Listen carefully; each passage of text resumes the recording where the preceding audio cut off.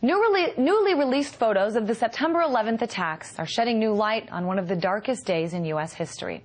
Some say they prove that the assault on the U.S. homeland was indeed homegrown. Joining me now from our New York studio is Manny Badillo with We Are Change. Manny, talk to me about these photos and how you think that this is evidence that 9/11 was an inside job. Well, I'm not sure how much they prove that 9/11 was an inside job. What they definitely do prove is that the United States government has obviously been lying to us about the events of that day. What we see are exploding buildings, not buildings that collapsed. The U.S. government still has yet to tell us what initiated these collapses. Well, what we see from these photos are buildings that are literally turning to dust, and the only way that happens is through explosives. Facts are corroborated by the hundreds of first responders and survivors and even victims that day that said they heard explosions, as well as the forensic evidence of the case, which has found explosives in the debris of the World Trade Center, as well as the chemical signatures of such a type of reaction. What we see is a very different story being told by these pictures than what America has heard so far about the murder of my uncle and 3,000 other innocents on that day. So, Manny, are you suggesting that these explosives were already inside the building? I mean, it's very feasible, and I think most people would buy that there were probably explosives on board the planes, and the planes, you know, collapsed with the building. Isn't that possible as well? There's a lot of possibilities, but the facts of the case stand. We see a building that is being taken down from top to bottom. There is an undamaged mass underneath where the plane hit. The U.S. government has already admitted that within 15 minutes the jet fuel actually burned off.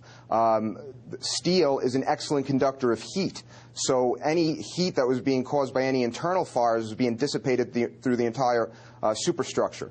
What we see is we don't see a building collapsing in pieces.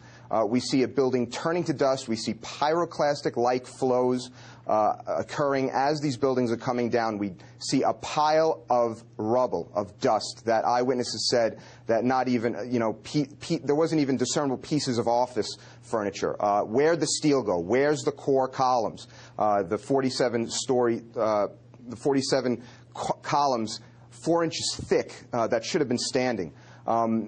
The facts that we see with our own eyes should tell us a lot more than what the U.S. government has attempted to tell us and lied about. I guess explain this to me a little better. I'm not an architect, and I think a lot of our viewers probably don't quite grasp this either. But what should we have seen if, as we are told, these buildings collapsed, the World Trade Center collapsed because a plane flew into them? What would we be seeing differently if that's all it was?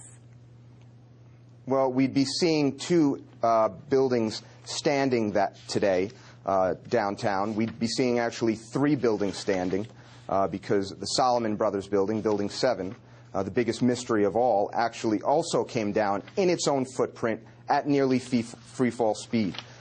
There has never been a building collapsing from a plane hitting it ever.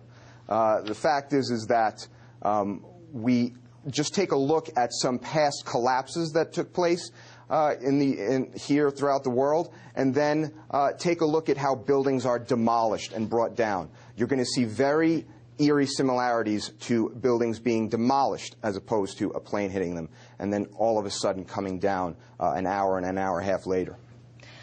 All right, Manny, just real quick, I'm wondering why you think that, what interest the United States would have had in getting involved in an attack like this on its homeland?